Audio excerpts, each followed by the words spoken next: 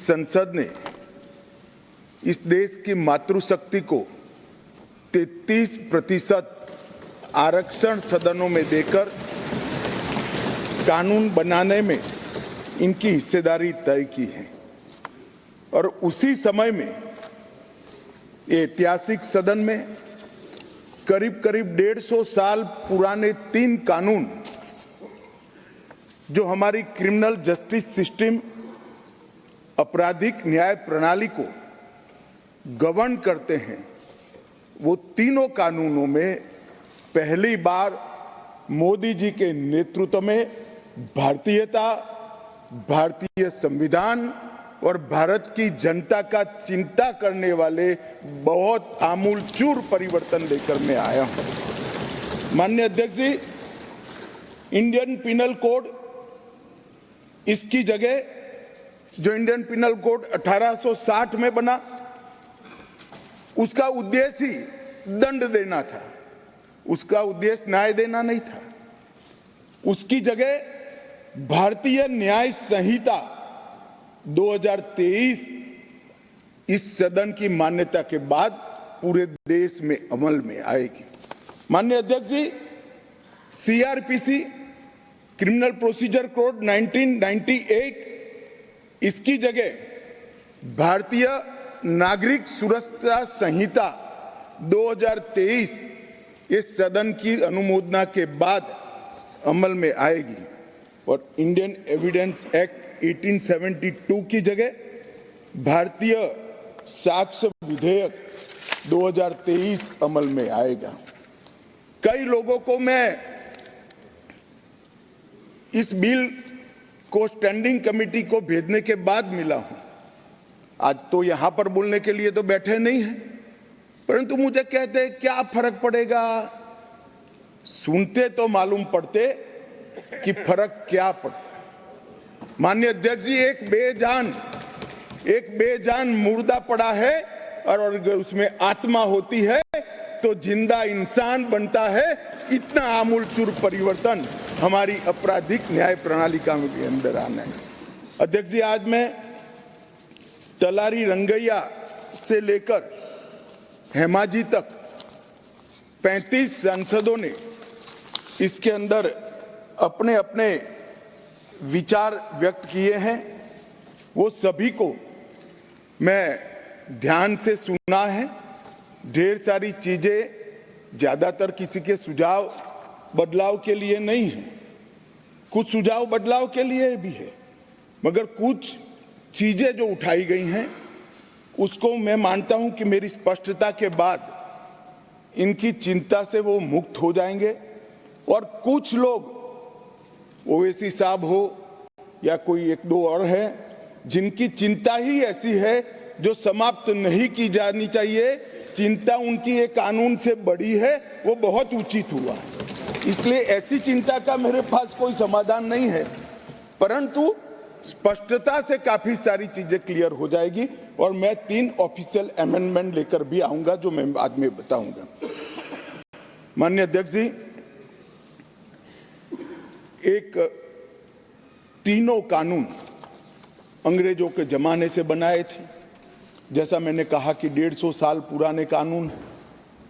मोदी जी ने प्रधानमंत्री बनने के बाद गुलामी की मानसिकता और गुलामी के सारे चिन्ह इस देश में से जल्दी मिट जाए और नए आत्मविश्वास के साथ महान भारत की रचना का रास्ता प्रशस्त हो, इस पर आग्रह रखा है। उन्होंने लाल किले की प्राचीर से कहा, मान्यवर, उन्होंने कहा कि कॉलोनियल कानूनों से जल्दी इस देश को मुक्ति मिलनी चाहिए और उसी के तहत गृह मंत्रालय ने 2019 से इसमें परिवर्तन लाने के लिए एक गहन विचार विमर्श चालू किया था। मान्यवर, ये जो कानून थे, ये कानून एक शासक ने, विदेशी शासक ने अपने शासन को बनाए रखने के लिए बनाए हुए कानून थे। एक गुलाम प्रजा को गवर्न करने के लिए बनाए हुए कानून थे और इसकी जगह अब ये जो कानून आ रहे हैं वो हमारी संविधान की मूल 3 चीजें व्यक्ति की स्वतंत्रता, मानव के अधिकार और सबके साथ समान व्यवहार, ये 3 सिद्धांतों के आधार पर बनाए जा रहे हैं कानून। और हर मैजेस्टी रोमिनियन और बैरिस्टर शब्द प्रयोग का जिक्र आजादी के बाद भी 75 साल तक होता गया। मोदी जी के इस इनिशिएटिव ने हमारे तीनों कानून को एक गुलामी की मानसिकता और उसके चिन्हों से मुक्त करा है। मान्यवर, ये कानून जो बनाए थे, ढेर सारे लोगों ने कहा, कुछ सांसद मुझे पर्सनली भी मिले, वो समझ ही नहीं पाते थे कि फर्क क्या कर रहे हो। मैंने कहा कि ये सब आपको समझना है तो सबसे पहले चैप्टर को समझिए, चैप्टर की अनुक्रमणिका देखेंगे तो ही मालूम पड़ जाएगा कि कानून इस देश के नागरिकों के लिए नहीं बने थे, कानून अंग्रेजों की राज की सुरक्षा के लिए।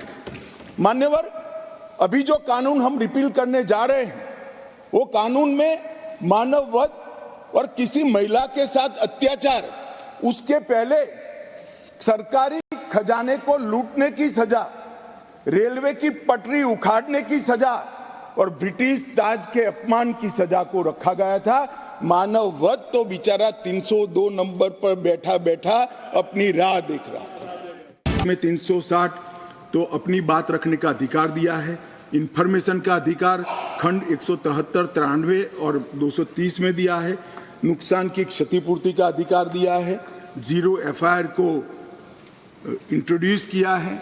अब कोई भी मुकदमा स्टेट विक्टिम की परमिशन के बगैर, विक्टिम को सुने बगैर, कोर्ट सिर्फ स्टेट के कहने पर विड्रॉ नहीं कर सकती। जो विक्टिम है उसको सुनना पड़ेगा, उसके ऑब्जेक्शन को भी सुनना पड़ेगा।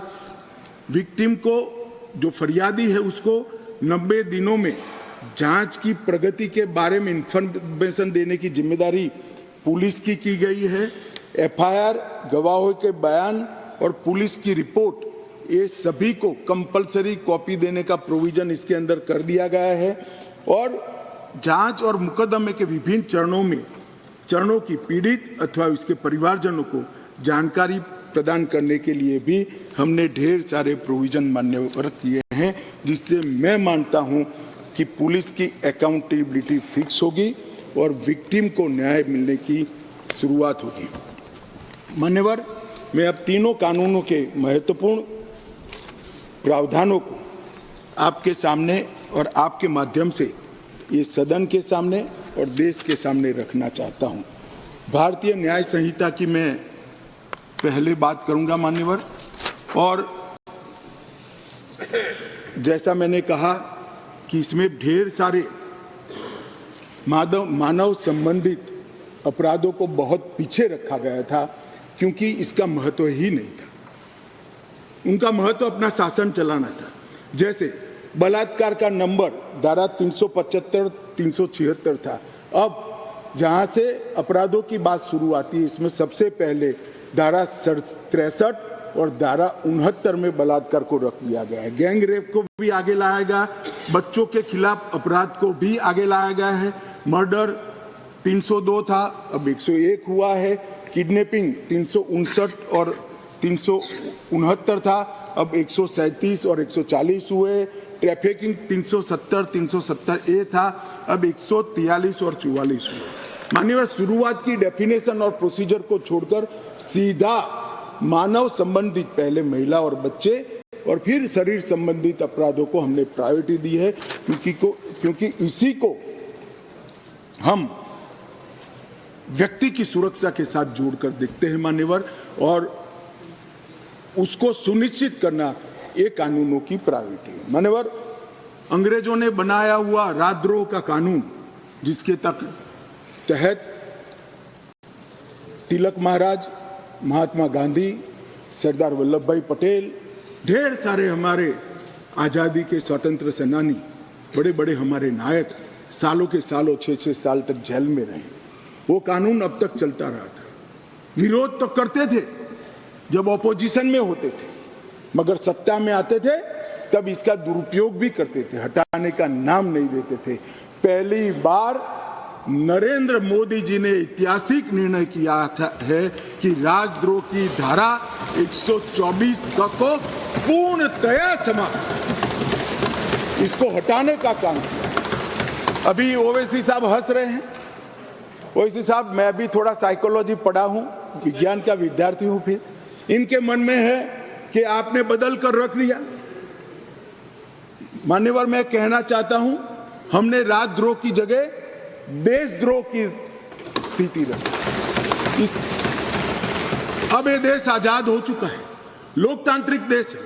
शासन की टीका तो कोई भी कर सकता है, किसी को भी करने का अधिकार है।